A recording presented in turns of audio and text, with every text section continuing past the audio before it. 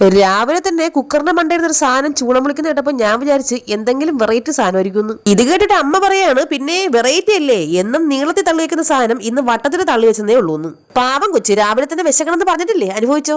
എന്റെ വീട്ടിൽ പനി വരുമ്പോൾ മാത്രം കണ്ടുവരാറുള്ള ഒരു ആചാരമാണ് പനിക്കൂർ കേട്ട് വെള്ളം തിളപ്പിച്ച് കുടിക്കുക എന്നുള്ളത്. ഈ ആചാരം പനി തീരുന്നവരെ തുടരുമെന്ന് നിങ്ങൾ വിചാരിക്കേണ്ട, വീഡിയോ ഓഫ് ആക്കുന്നതോടുകൂടി അതും തീരും. ഇനി വിതച്ചവർക്ക് മാത്രമേ കൊയ്യാൻ പാടുള്ളൂ എന്ന് ഒരു കൃഷി ഓഫീസർമാരും ഒരിടത്തും പറഞ്ഞിട്ടില്ലാത്തതുകൊണ്ട് വെറുതെ ഒന്ന് കണ്ടത്തിലേക്ക് ഇറങ്ങി നടക്കാന്ന് വിചാരിച്ചു. കേട്ടിട്ടില്ലേ ആകാശത്തിലെ പറവകൾ വിതയ്ക്കാറുമില്ല കൊയ്യാറുമില്ലെന്ന്. ഇത് കേട്ടിട്ട് അമ്മ പറയാണ്, നീ വിതയ്ക്കാറില്ല പക്ഷെ കൊയ്യാറുണ്ട്, അത് മൂക്കുകൂട്ട തിന്നാറുണ്ടെന്ന്. അതുമല്ല പറയുന്ന കേട്ടതൊന്നും ഇവിടെ അരിയും മണ്ണെണ്ണ വെളിച്ചെണ്ണ എല്ലാം സ്വന്തമായിട്ട് കൃഷി ചെയ്താണ് അവർ ഉപയോഗിക്കുന്നതെന്ന് തോന്നുന്നു. കിളിച്ചേർന്ന സാധനങ്ങളെല്ലാം ചെയ്തോട്ട് ഇതുപോലെ പിച്ച് കളയുകയാണെങ്കിൽ മിക്കവാറും ഇവിടെ വിതയ്ക്കേണ്ടി വരില്ല, കൊയ്യേണ്ടി വരില്ല.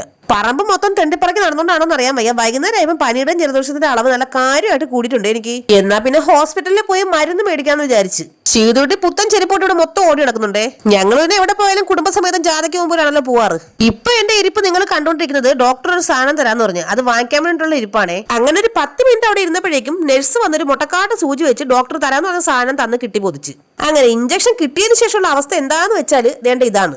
നഴ്സിന് എനിക്ക് പനിയുടെ ഇഞ്ചക്ഷന് പകരം ആനയ്ക്ക് കൊടുക്കാനുള്ള മയക്കോടെയാണോ വെച്ചെന്ന് എനിക്ക് അറിയാൻ വയ്യ. ഇഞ്ചക്ഷൻ എടുത്തതിനു ശേഷം ഞാൻ എവിടെയെങ്കിലും ഇരുന്ന് അവിടെ ഇരുന്ന് ഉറങ്ങും, നടന്നുകൊണ്ടിറങ്ങും. ഫ്രണ്ടിലത് 5 പല്ല് ഒരുമിച്ച് പോയെങ്കിലും അവൻ ഉഴുന്നുടൊന്നും വേണ്ട, പരിപ്പോടെ മാത്രം മതിയെന്ന്. പിന്നെ അവിടെ നിന്ന് അടുത്ത് വായി നോക്കാനായിട്ട് പോയ സ്ഥലമാണ് മൊബൈൽ ഷോപ്പ്. വേണ്ട കണ്ടാ എവിടെയെങ്കിലും ഇച്ചിരി സ്ഥലം കിട്ടി അവിടെ കിടന്നുറങ്ങും. ഇത് മയക്കുവേടി തന്നെ.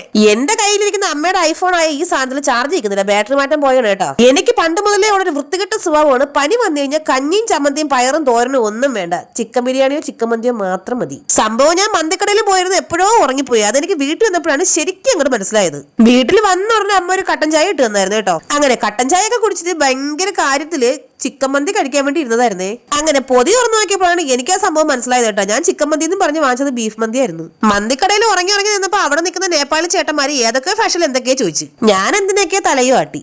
എന്റെ മംഗ്ലീഷ് കേട്ടിട്ട് ബീഫ് മന്തി ഇങ്ങനെ തരാൻ കാണിച്ച ആ മനസ്സിന് ഞാൻ മനസ്സാൽ നമിക്കുന്നു. ഭാഗ്യം പോലെ അവിടുത്തെ ഓണറെ പൊതിഞ്ഞ് എനിക്ക് കവറിലാക്കി തന്നില്ല. അത്രയ്ക്ക് കടിച്ചപ്പെടാത്ത ഇംഗ്ലീഷാണ് എന്റെ വായിന്ന് വന്നത്. ചാനൽ സബ്സ്ക്രൈബ് ചെയ്യാൻ മറക്കരുത് കേട്ടാ.